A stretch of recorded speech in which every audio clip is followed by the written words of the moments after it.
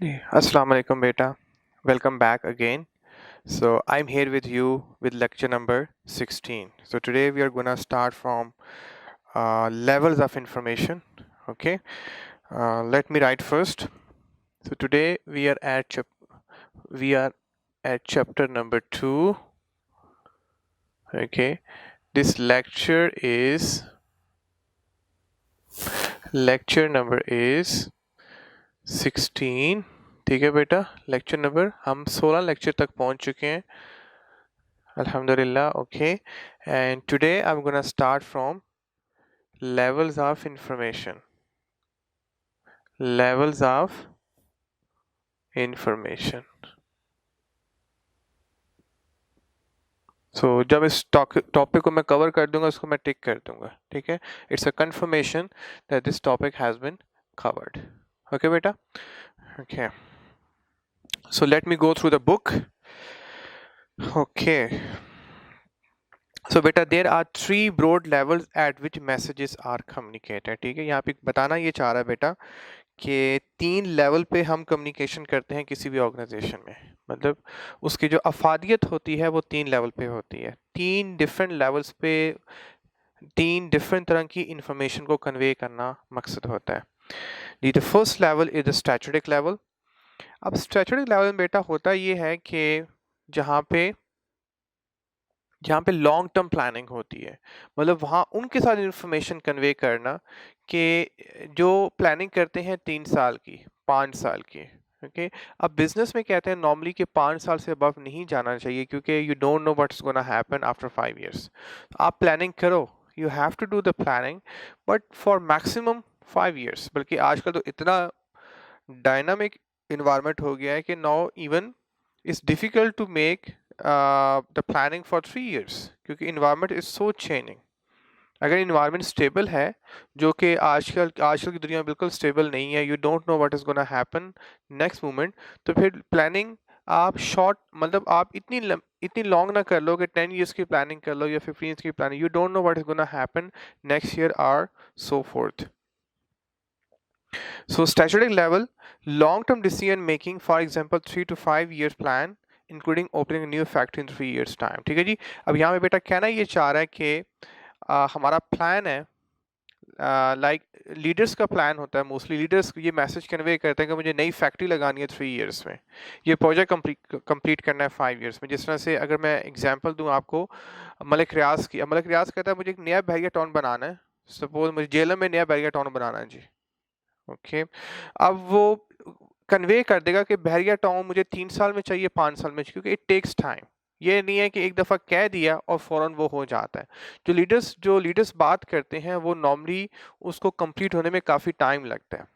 ठीक है जी. ये टॉप लेवल मैनेजमेंट होती है जो सिर्फ लॉन्ग टर्म डिसीजंस करती है, और बाकी जितनी भी मैनेजमेंट है उस लॉन्ग टर्म डिसीजंस को इम्प्लीमेंट करने में लग जाते हैं. फिर बेटा बात क्लियर हुई?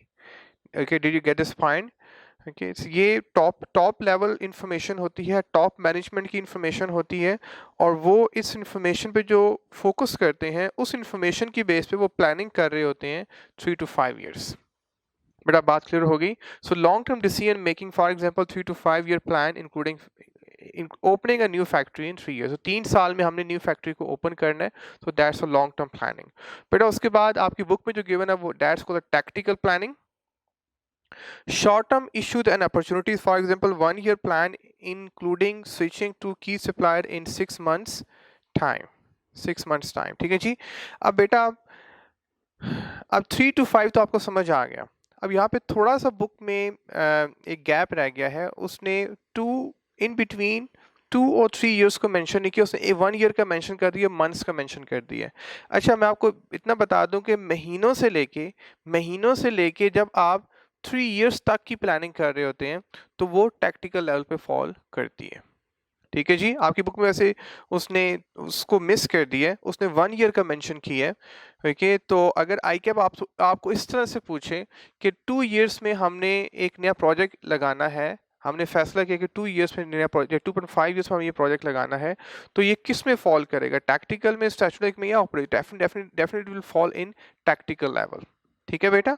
सो कोई भी डिसीजन, कोई भी फैसला, कोई भी नया प्रोजेक्ट, कोई भी आपने कोई नई चीज़ स्टार्ट करनी है और आपका टाइम, आप उसको टाइम देते हो कुछ महीनों में, महीने से लेके के टिल लाइक 3 इयर्स, क्योंकि 3 to 5 तो आपका स्टैटिस्टिक लेवल कवर कर रहा है और मंथ से लेके 3 इयर्स तक आपका टैक्टिकल लेवल कवर कर रहा है। ठीक है बेटा, आपकी बुक में 1 ईयर लिखा हुआ है, you can go for 1 year, लेकिन अगर बाय चांस अगर आई कैप आपसे पूछता है 2 इयर्स या मोर देन 1 ईयर, तो आपने फिर भी टैक्टिकल को ही फॉलो करना है। बट आपकी बुक में कहा गया है कि मंथ से लेके 6 मंथ से लेके 1 ईयर अगर प्लानिंग है तो वो शॉर्ट टर्म में फॉल करेगी। ठीक है, उसके बाद बेटा ऑपरेशनल, जहाँ पे हम ऑपरेशनल बेटा जहाँ पे हम day to day information require कर रहे होते हैं।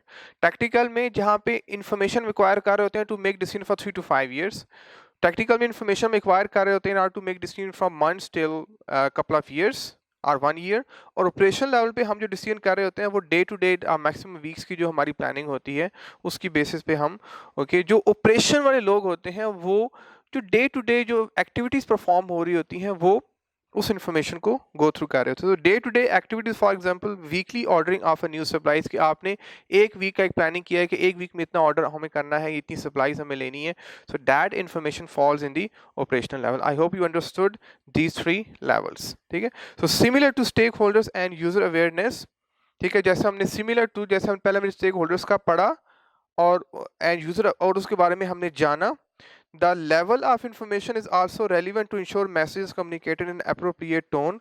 इस तरह से लेवल को अंडरस्टैंड करना भी इंपॉर्टेंट है कि आप स्ट्रेटेजिक लेवल पे बात कर रहे हैं या टैक्टिकल लेवल पे बात कर रहे हैं या ऑपरेशन लेवल पे बात कर रहे हैं। ठीक है, in order to in the okay the level of information, मैं दोबारा the level of information is also relevant to ensure messages are communicated in the appropriate tone to the appropriate people using the appropriate medium। तो अब यहाँ पे बेटा कहना ये चाह रहा है कि जिस तरह से पहले हमने स्टेक होल्डर्स का पढ़ा था और स्टेक होल्डर्स के मुताबिक हमने हमने अपने मीडियम डिफाइन करने थे, हमने अपने चैनल डिफाइन करने थे, हमने अपनी टोन को डिफाइन करना था, हमने अपने कंटेंट को डिफाइन करना था, हमने अपने मैसेज को हिसाब से मॉडिफाई करना था, फ्लेक्सिबल करना था। इस तरह से जिस लेवल पे आप इंफॉर्मेशन कन्वे कर रहे हो, याद रखना, जिस तरह से एक घर में भी अगर आप वही मैसेज आप अपने पेरेंट्स से कन्वे कर रहे हो तो you gonna convey in very different way, और अगर सेम मैसेज आप छोटे भाई से कन्वे कर रहे हो तो आप डिफरेंट वे में कन्वे करोगे। तो यहाँ पे ये कहना चाह रहा है कि आपने ये देखना है कि आप कौन से लेवल पे, जब आप ऑर्गेनाइजेशन में काम कर रहे होंगे तो आपने इस चीज़ का नोटिस लेना है कि आप किस लेवल पे उस इंफॉर्मेशन को एड्रेस कर रहे हो। जिस लेवल पे इंफॉर्मेशन को एड्रेस करोगे उसके ही अकॉर्डिंगली आपने अपने मीडियम और चैनल और टोन और अपने वर्ड्स को डिफाइन करना है, अपनी बॉडी लैंग्वेज को डिफाइन करना है। आई hope you understood till here. So I am done till I'm done with this topic, level of information। ठीक है बेटा, level of information। अब जो next है बेटा वो मैं मूव कर रहा हूँ useful information। next कौन सा टॉपिक है बेटा? useful information। useful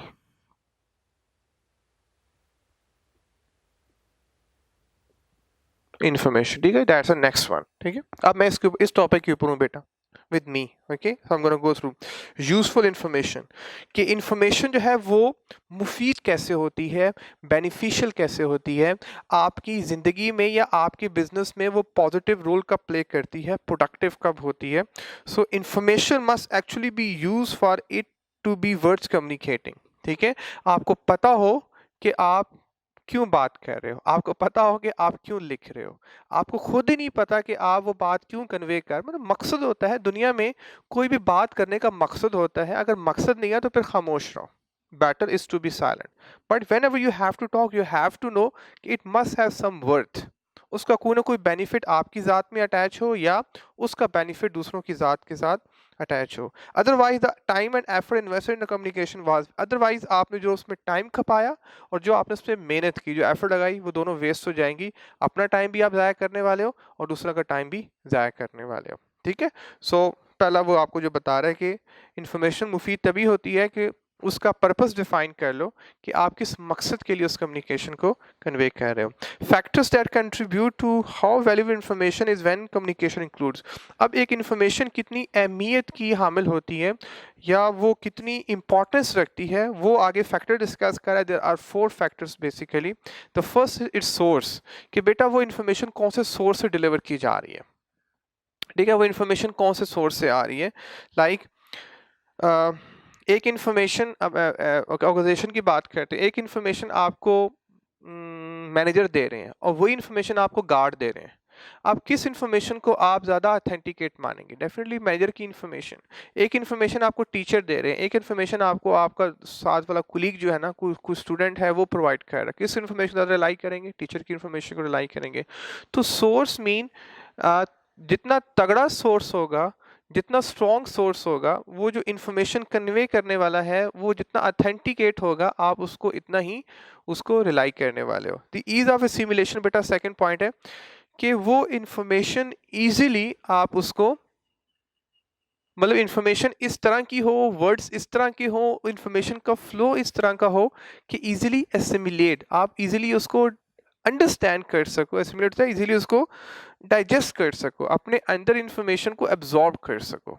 अब ये ना हो कि आपको समझने में बड़ी प्रॉब्लम आ रही है, उसको उसको पढ़ने में बड़ी प्रॉब्लम आ रही है, उसमें जो सेंटेंस स्ट्रक्चरिंग हुई हुई है वो बड़े टफ से वर्ड्स का इस्तेमाल किया हुआ। तो ये कहना चाह रहा है कि वो इजी वे में, वो इतने अगर आपने कुछ लिखना है तो इतने आप अच्छे अल्फाज इस्तेमाल करें और इतना फ्लो अच्छा रखें कि पढ़ने वाले को खुद ही दिल करे कि वो आगे भी इसको गो थ्रू करे।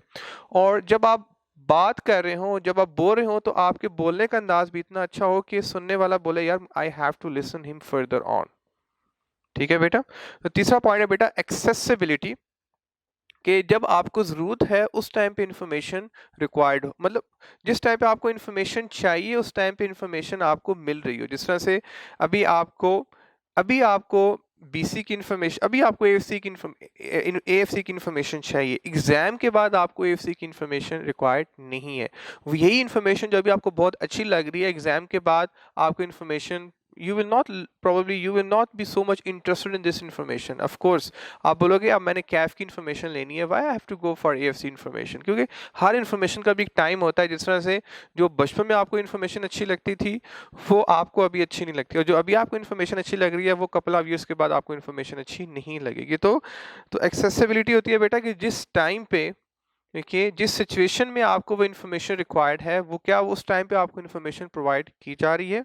एंड रेलिवेंस में बेटा ये होता है कि जिस मकसद के लिए, या वो इन्फॉर्मेशन टू द पॉइंट हो। देखिए इधर उधर की बातें ज़्यादा, जैसे अभी आपको मैं पढ़ा रहा हूँ तो मैं जस्ट टू द पॉइंट पढ़ा रहा हूँ, इधर उधर की बातें ज़्यादा ना हो। मतलब अब अब आपको क्यूएम पढ़ा रहे हैं टीचर, तो वो क्यूएम की ही बात कह रहे हैं। मैं बीसी पढ़ा रहा हूँ तो मैं आपसे बीसी की, बिजनेस कम्युनिकेशन की ही बात करूँ। कोई जो आईटी पढ़ा रहे हैं वो आपसे आईटी की ही बात करें। तो ये होता है रेलिवेंस के, टू द पॉइंट रहना, कि मकसद के तहत रहना, आपको पता हो कि आपने क्या कवर करना है और जो एग्जाम्पल आप कोट कर रहे हैं वो अकॉर्डिंग टू योर कंटेंट हो।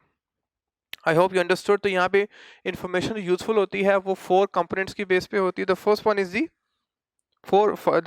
दी बेटा, the first one is the क्या है बेटा? देखिए इट्स सोर्स। देखिए कितने अच्छे सोर्स से इंफॉर्मेशन आपको डिलीवर की जा रही है।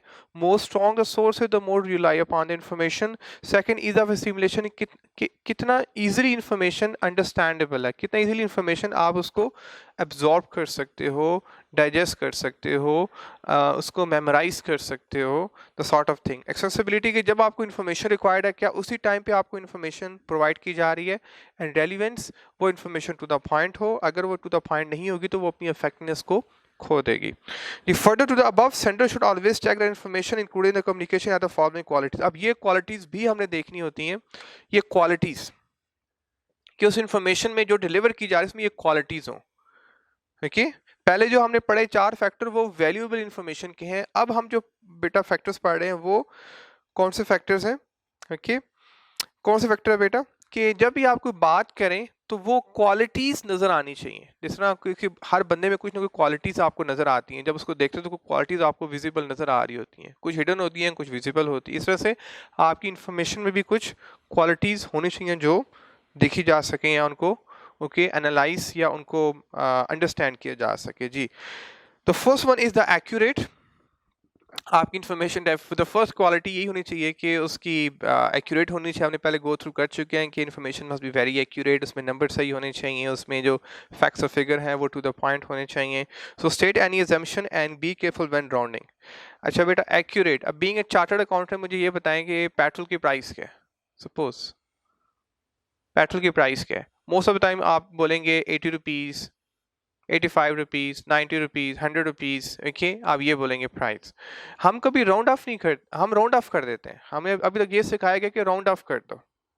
देखिए, अब बीइंग ए चार्टर्ड अकाउंटेंट बेटा, आपने फिगर्स को राउंड ऑफ नहीं करना। अगर पेट्रोल की प्राइस है 80.35 तो आपने 80.35 ही मेंशन करना है।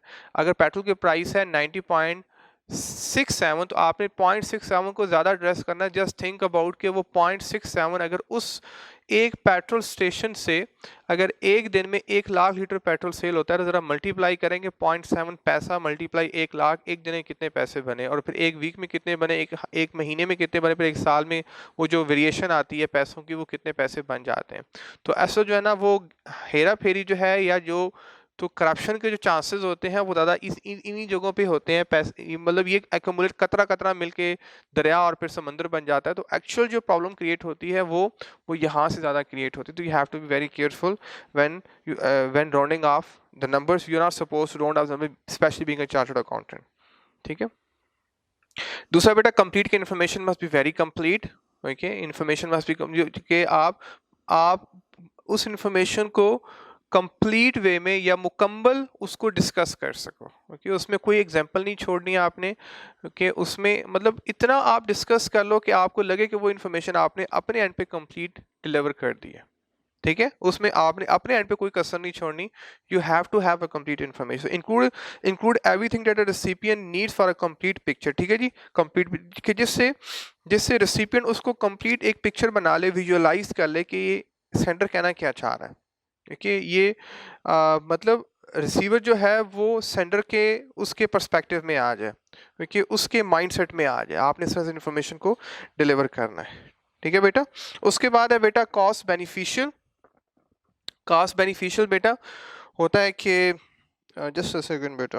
ओके जी, कॉस्ट बेनिफिशियल होता है बेटा कि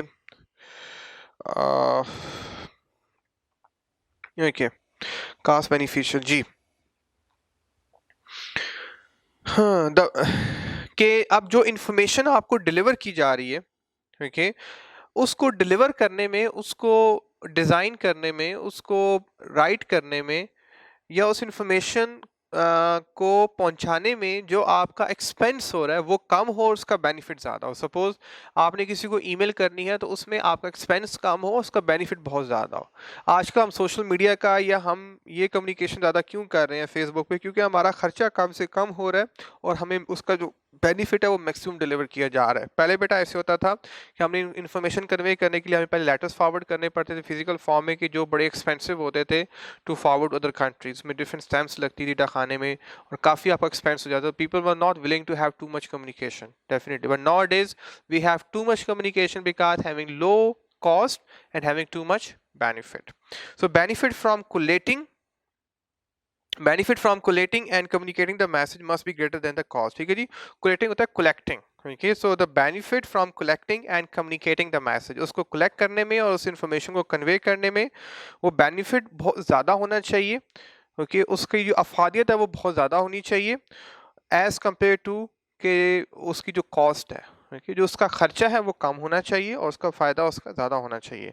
देन द फोर्थ, उसकी जो क्वालिटी होनी चाहिए वो यूज़र टारगेटेड, के वो यूज़र के मुताबिक इंफॉर्मेशन अगर बच्चे से बात करनी है उसके मुताबिक, या अगर ऑर्गेनाइजेशन की बात करूं तो आपने जिस लेवल पे, अगर आपने स्टैटिस्टिक लेवल पे बात करनी है तो उसके मुताबिक आप इंफॉर्मेशन को मोल्ड करना है। अगर टेक्निकल लेवल पे बात करनी है फिर उसके मुताबिक उसको मोल्ड करना है। फिर अगर आपने ऑपरेशन लेवल पे बात करनी है फिर उसके मुताबिक आपने इंफॉर्मेशन को ओके फ्लेक्सिबल करना है या अप्रोप्रिएट करना है। तो ये कहना चाह रहा है consider needs of the user, कि आपका यूजर उसका बैकग्राउंड क्या है, उसका उसका एज फैक्टर क्या है, वो कितना एजुकेटेड है, कि उसका जेंडर डिफरेंस कितना है। ओके, सो उसके अकॉर्डिंगली ही हमने अपने मैसेज को मॉडिफाई करना होता है। जी बेटा। उसके बाद बेटा रेलिवेंट, वही थोड़े से पॉइंट ऊपर वाले दोबारा से आ रहे। रेलिवेंट वही है कि information must be according to what you are suppose to deliver. जो आपका मकसद है, जिस मकसद के लिए आपको असाइन किया गया है इंफॉर्मेशन डिलीवर करने का, उसी मकसद में ही रह के आपने इंफॉर्मेशन को डिलीवर करना है। Omit irrelevant information however interesting it. कई दफ़ा ऐसा होता है बेटा कि कई ऐसी आपको बातें याद आ रही होती हैं कि जो बड़ी इंटरेस्टिंग होती हैं, कि ये ऐसी एग्जांपल्स होती हैं कि जो बड़ी इंटरेस्टिंग होती हैं। इंटरेस्टिंग तो होती हैं, interesting is something else and relevance is something else. कुछ चीज़ इंटरेस्टिंग तो हो सकती है, मूवीज इंटरेस्टिंग तो होती हैं, लेकिन शायद वो आपसे रेलिवेंट ना हो। ठीक है जी। कई ऐसे मैसेजेस होते हैं व्हाट्सएप पे, फेसबुक पे, आपको जो मैसेज आते हैं वो इंटरेस्टिंग तो होते हैं, लेकिन आपसे वो रेलिवेंट नहीं होते। तो आजकल जो हम इंफॉर्मेशन बेटा जो ले रहे हैं अपनी ज़िंदगी में, कि वो हो मोस्टली जो इन्फॉर्मेशन है वो इंटरेस्टिंग तो होती है, लेकिन हमारी ज़िंदगी में उनका कोई एज सच रोल नहीं होता। You have to be extremely careful कि हमने इंटरेस्टिंग के पीछे नहीं जाना, हमने रेलिवेंस के पीछे जाना है। ये बड़ा इंपॉर्टेंट पॉइंट है। अगेन आई एम सेइंग, ये जो जनरेशन है ये ज़्यादा इंटरेस्टिंग इन्फॉर्मेशन को रिलाई करती है, ना कि रेलिवेंट इन्फॉर्मेशन को। तो आपने कि आप जिस तरह से बीसी की इन्फॉर्मेशन आपको इंटरेस्टिंग है या नहीं है, लेकिन रेलिवेंट है, so you have to go through it. ठीक है। इंटरेस्टिंग में होता है कि जहाँ पे आपकी अपनी मैं इन्वॉल्व हो जाती है, अपनी ईगो इन्वॉल्व हो जाती है, लेकिन रेलिवेंस में होता है कि वो मकसद के तहत होती है। और जो जो इन्फॉर्मेशन मकसद के तहत होती है, चाहे आपको पसंद है या नहीं है, चाहे आप उसको लाइक करते हैं या नहीं करते, कि यू हैव टू। ठीक है जी।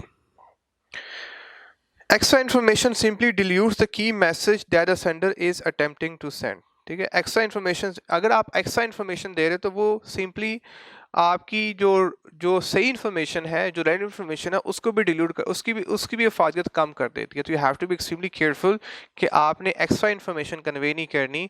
Nobody likes nowadays to have more information. बस जिस तरह बेटा आप आजकल मूवीज वीडियोस भी देखते हो, तो आप 2 या 3 मिनट का क्लिप देखना चाहते हो, you don't want to go through like 30 minutes clip, 1 hour clip. अब ट्रेंड चेंज हो गया है, अब एक्स्ट्रा इन्फॉर्मेशन कोई नहीं डिमांड कर रहा, अब सिर्फ to the point information, very short information, that's it.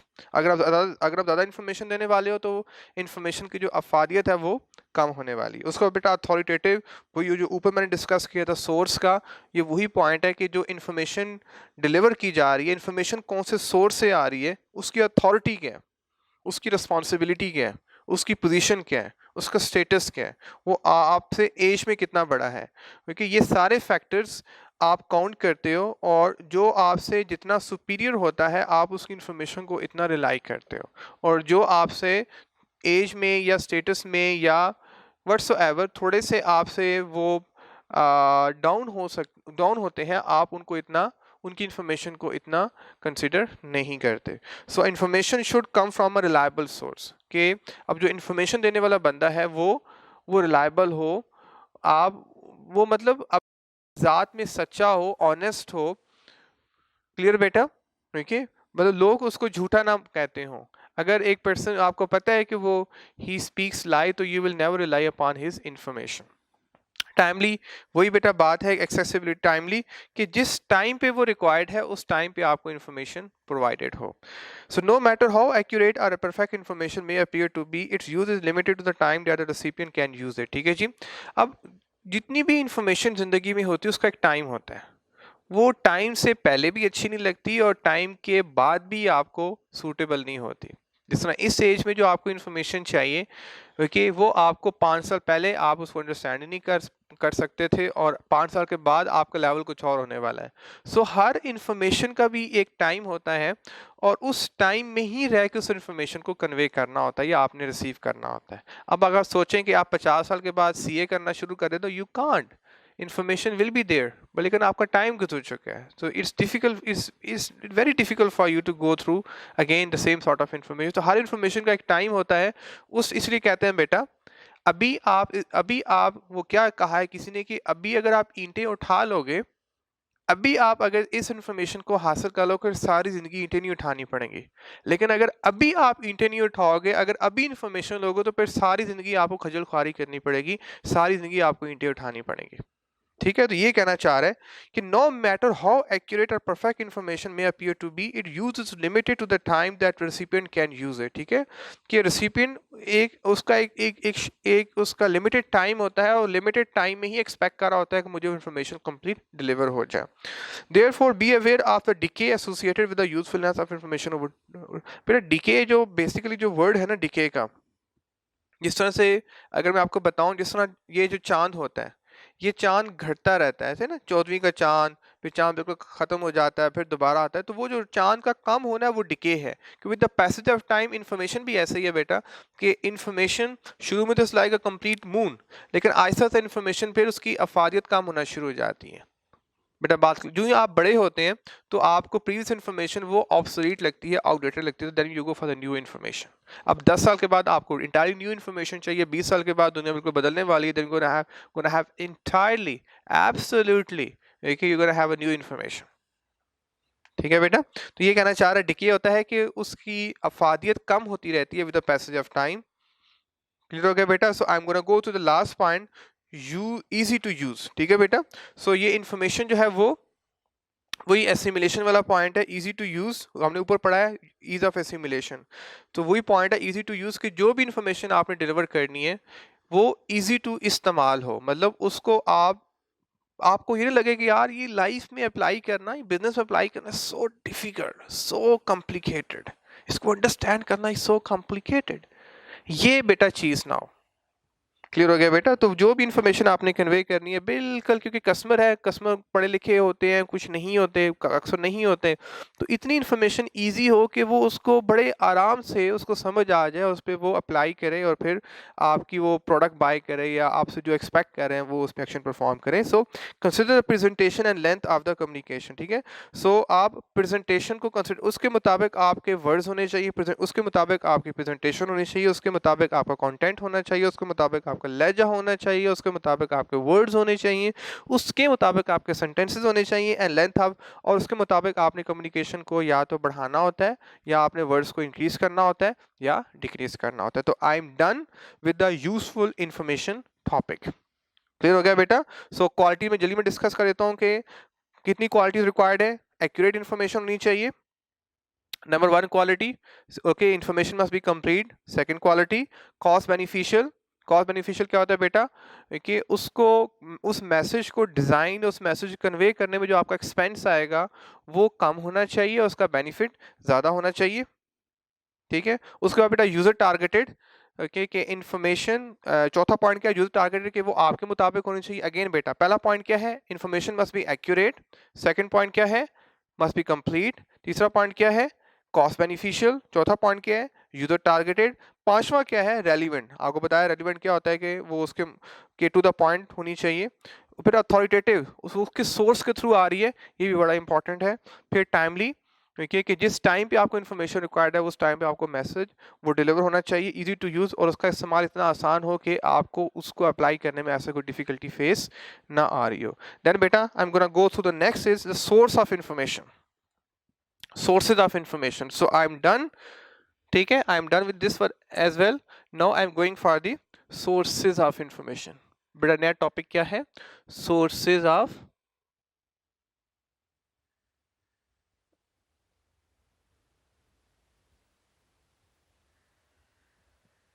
sources of information. That's a new topic. Okay ji, so information can originate from numerous different sources which might include the following. ठीक है जी, तो दो sources होते हैं, कोई भी जब भी आपको information receive होती है तो दो sources receive हो रही होती है, या तो internal sources से या external sources से। बेटा गल क्लियर हुई? जब भी आपको इन्फॉर्मेशन रिसीव हो रही होती है सो या तो आपको इन्फॉर्मेशन इंटरनल सोर्सेज, अगर मैं आपको आपकी आपकी सोशल लाइफ की, पर्सनल लाइफ की बात करूं तो या तो इन्फॉर्मेशन आपको घर से मिल रही होती है या इन्फॉर्मेशन आपको बाहर से मिल रही होती है, दो ही सोर्सेज होते हैं। ओके, सो बिजनेस में भी बेटा ऐसे ही होता है कि बिजनेस को या तो इन्फॉर्मेशन अपने उस बिजनेस के अंदर से मिल रही होती है या बिजनेस के बाहर से मिल रही होती है। So sources, the first one is the internal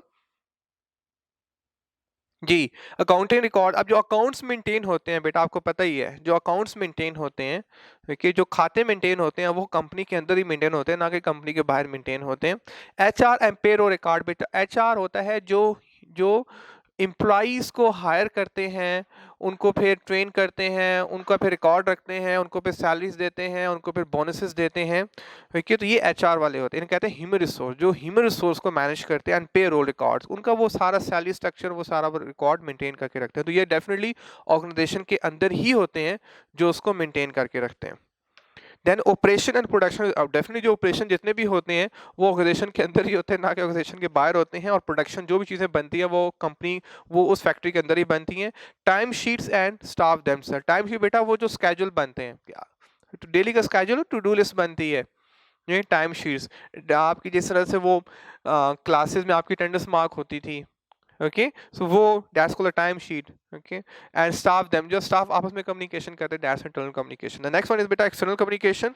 अब एक्सटर्नल कम्युनिकेशन बेटा जो बाहर से इंफॉर्मेशन आपको रिसीव हो रही होती है, लाइक टेक्स्ट स्पेशलिस्ट, अब ये बाहर की इंफॉर्मेशन है, ठीक है, ठीक है। अब ये बाहर से इंफॉर्मेशन, मतलब ये टैक्स वाले बाहर, मतलब दे आर आउटसाइड, ये बाहर से इंफॉर्मेशन जनरेट हो रही है, गवर्नमेंट डिफाइन करती है, एफबीआर डिफाइन करती है, टैक्सेस उनको जमा करवाना होता है, तो ये आउटसाइड अथॉरिटी है। न्यू लेजिस्लेशन, ये बाहर की अथॉरिटीज होती हैं जो आपकी लेजिस्लेशन बनाती हैं, लाइक हमारी पार्लियामेंट है या डिफरेंट गवर्निंग बॉडीज हैं जो डिफरेंट रेगुलेशन, डिफरेंट रूल्स बनाती रहती हैं कि अब आपने ये करना है, अब आपने ये नहीं करना। अंडरस्टैंड, जिस तरह से अब आई कैप भी वो एक एक्सटर्नल है, वो भी डिफरेंट आपको आपको सीए के लिए डिफरेंट रेगुलेशन वगैरह डिफाइन करते हैं। द इंटरनेट, अब इंटरनेट आपको जो इन्फॉर्मेशन मिलती है बेटा, इंटरनेट लाइक गूगल से इन्फॉर्मेशन जो मिलती है या सोशल मीडिया ऐप से जो आपको इन्फॉर्मेशन मिलती है, वो सारी एक्सटर्नल इन्फॉर्मेशन है। न्यूज़पेपर, बाहर से आपके घर में न्यूज़पेपर आते हैं या बिजनेस के अंदर आते हैं, ओके, तो वो एक्सटर्नल इन्फॉर्मेशन है। टेलीविजन डेफिनेटली एक्सटर्नल इन्फॉर्मेशन है। सप्लाईज, सप्लायर्स, कस्टमर कॉरेस्पॉन्डेंस, अब कस्टमर भी बाहर से इन्फॉर्मेशन अंदर लेके आते हैं, और सप्लायर्स भी डेफिनेटली वो बाहर की एक पार्टी है। Hence the government and information bureaus such as Reuters and Bloomberg, government भी एक्सटर्नल एक बॉडी है, और ब्लूमबर्ग एंड रॉटर्स बेटा ये दो अथॉरिटीज हैं, ओके, ये एक्सटर्नल अथॉरिटीज हैं कि जो रिसर्च करती हैं आपके बिहाफ पे। ओके, सपोज आपने बेटा बिजनेस करना है साउथ अफ्रीका में, सपोज आपने बिजनेस करना है सिंगापुर में, आपने बिजनेस करना है दुबई में, तो being Pakistani you don't know how what the culture, how the people behave there, देखिए, और वहाँ पे कस्टमर्स की क्या लाइकनेस है, क्या डिसलाइकनेस, उनके टेस्ट क्या है, वो कैसा सोचते हैं, तो ये वे स्पेसिफिकली आपके लिए रिसर्च करते हैं कि आपकी रिक्वायरमेंट के मुताबिक। So these are called the external, इन्हें कहते हैं आउटसोर्स कंपनीज भी कहते हैं, and these are called information base के, जो आपको एक्सटर्नल इन्फॉर्मेशन या दुनिया में बिजनेस सिनेरियोस में क्या हो रहा है वो आपको इन्फॉर्मेशन प्रोवाइड करती हैं। बेटा क्लियर हो गया? Are you done? So I'm done with the sources of information as well. Now I'm moving for the financial information. बेटा केड़ी इन्फॉर्मेशन? Financial information. याद रखना जो सबसे इंपॉर्टेंट इन्फॉर्मेशन आपकी जिंदगी में होती है वो मैं डिस्कस करने वाला हूँ, वो कौन सी होती है? Financial information. So I am done with this topic, okay here. So next topic is financial information, ठीक है। अब मैं इस टॉपिक पर हूँ बेटा,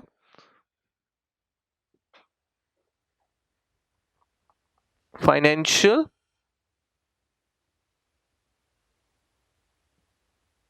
इंफॉर्मेशन, ठीक है बेटा। अब मैं इस टॉपिक पर हूँ फाइनेंशियल इंफॉर्मेशन, ठीक है जी। याद रखना बेटा, आपके पास ढेर सारी इंफॉर्मेशन है, आपके पास पॉलिटिकल इंफॉर्मेशन है, आपके पास रिलीजियस इंफॉर्मेशन है, आपके पास पर्सनल इंफॉर्मेशन होती हैं, लेकिन बिजनेस के लिए जो सबसे इंपॉर्टेंट इंफॉर्मेशन है वो कौन सी है बेटा? वो फाइनेंशियल इंफॉर्मेशन है, क्योंकि फाइनेंस के बगैर बिजनेस सर्वाइव नहीं कर सकते। जैसे आपके घर में भी डिफरेंट इंफॉर्मेशन होती हैं, लेकिन सबसे इंपॉर्टेंट इंफॉर्मेशन है वो फाइनेंस की इंफॉर्मेशन, कि घर में पैसे कितने आ रहे हैं और कितना एक्सपेंस हो रहा है। आपकी अपनी पर्सनल लाइफ एग्जाम्पल, तो वहाँ पे भी जो सबसे इंपॉर्टेंट इंफॉर्मेशन है कि मेरा बैंक बैलेंस कितना है, या मेरी जेब में कितने पैसे हैं, मुझे इस महीने कितने पैसे मिलने वाले हैं। क्योंकि तो जो इंसान की या इस दुनिया की जो सबसे important information, I must say, बाकी सारी सेकेंडरी। अगर आपकी फाइनेंशियल इन्फॉर्मेशन ओके है आजकल के दौर में, तो बाकी सब कुछ ऑल इज वेल। अगर आपकी financial information is not so appropriate, तो लोग आपको इतना वैल्यूएबल इस सोसाइटी में, even in all over the world, इतना वो नहीं समझते। So financial information means, let's go through it. So financial information is critical to the operation of विचुअली ऑल ऑर्गेनाइजेशन। तो हर ऑर्गेनाइजेशन में डेफिनेटली विदाउट फाइनेंस, विदाउट पैसा वो सर्वाइव नहीं कर सकती। Information is needed at varying degrees of aggregation for varying level of users, covering elements such as revenue, cost and capital. अब फाइनेंशियल इन्फॉर्मेशन हर बंदे को डिफरेंट सॉर्ट ऑफ, हर पर्सन को ही फाइनेंशियल इन्फॉर्मेशन चाहिए होती है। किसी को सेल की इन्फॉर्मेशन चाहिए, रेवेन्यू की इन्फॉर्मेशन चाहिए, किसी को खर्चों की इन्फॉर्मेशन चाहिए, किसी को इन्वेस्टमेंट की इन्फॉर्मेशन चाहिए, किसी को सैलरी की इन्फॉर्मेशन चाहिए, किसी को बोनसेस की इन्फॉर्मेशन चाहिए।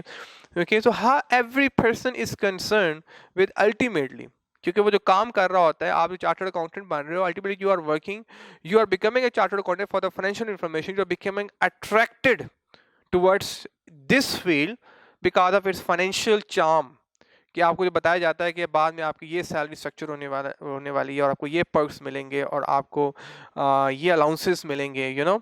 सो this reason you are attract, तो आप जो दुनिया में अट्रैक्ट, या दुनिया में आप जो काम करते हो, जो बिजनेसेस करते हो, या जो आप जॉब करते हो, जो आप फील्ड को चूज़ करते हो स्टडी के लिए, स्पेशलाइज होने के लिए, जहाँ पे आपको आगे चल के फाइनेंशियल इन्फॉर्मेशन ज़्यादा उसमें बेनिफिशियल आपको मिलने वाली है, या आपको फाइनेंस अच्छा मिलने वाला है, you go for that information. तो अगर मैं ऑर्गेनाइजेशन की कॉन्टेक्स्ट में बात करूँ तो हर पर्सन भी इंटरेस्टेड होता है, हर पर्सन अल्टीमेटली इंटरेस्टेड होता है कि उस रिलेटेड जो फाइनेंस है वो कैसे कैसे ऑपरेट कर रहा है। लाइक जो एम्प्लॉइज़ है उनको अपनी सैलरी से कंसर्न होता है, जो शेयर होल्डर है उसको अपनी इन्वेस्टमेंट से, उसको कैपिटल से कंसर्न होता है, जो जो जो एक्सपेंस कर रहे होते हैं, जो चीज़ें बाय कर रहे होते हैं, उनको कॉस्ट से बड़ा कंसर्न होता है, जो मार्केटिंग के लोग होते हैं उनको रेवेन्यू से, सेल से बड़ा कंसर्न होता है, ठीक है। So every person is somehow concern with the financial information, that's so important.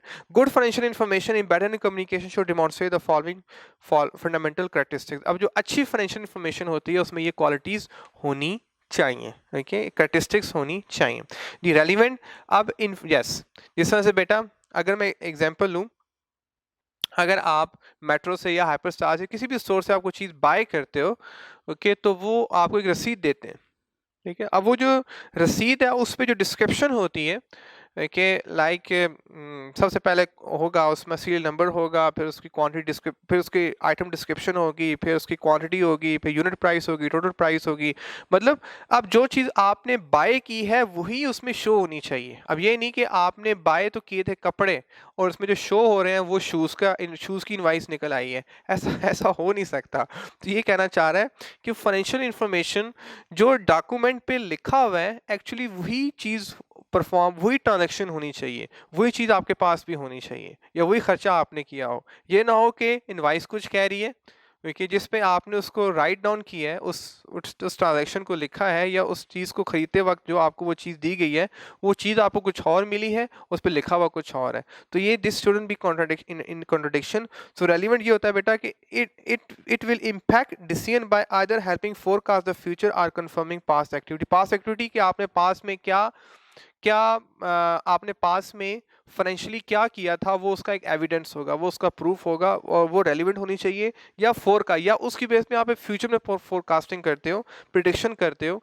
कि जितनी रेलिवेंट इन्फॉर्मेशन आपके पास होती है, सपोज आपको सेल की इन्फॉर्मेशन बड़ी रेलिवेंट मिल रही है कि डेली सेल क्या हो रही है आपकी, तो जितनी रेलिवेंट आपको फिगर मिल रही होगी, इतना ही आप फ्यूचर प्रेडिक्ट कर सकते हो कि फ्यूचर में हमारी कंपनी के साथ क्या होने वाला है, या फ्यूचर में हमने अपनी स्ट्रैटेजी किस तरह से चेंज करना है कि हम सेल को इंक्रीज कर सकते हैं, ठीक है। सो अगर आपको रेलिवेंट इन्फॉर्मेशन ही नहीं मिल रही, सपोज सेल हो रही है डेली बेसिस पे, सपोज 5 लाख की या 2 लाख की, और आपको फिगर मिल रही है 50,000 की या 1 लाख की या 10 लाख की, so you will be confuse कि व्हाट इज हैपनिंग अराउंड। तो ये कहना चाह रहा है कि information must be very relevant, okay, complete, okay. अब उसमें कंप्लीट डिस्क्रिप्शन होनी चाहिए कि कौन सी क्वांटिटी बाय की, ओके, किस टाइम पे बाय की, कि यूनिट प्राइस क्या थी, टोटल प्राइस क्या थी, ओके, वो सारी रजिस्टर आपको जब भी आपको इनवाइस मिलती है उसमें सारी डिस्क्रिप्शंस गिवन होती हैं।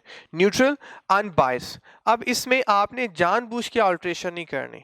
जानबूझ के समटाइम ऐसा होता है बेटा कि no I give your example at your level, क्योंकि समटाइम ऐसा होता है, थोड़ी सी मैं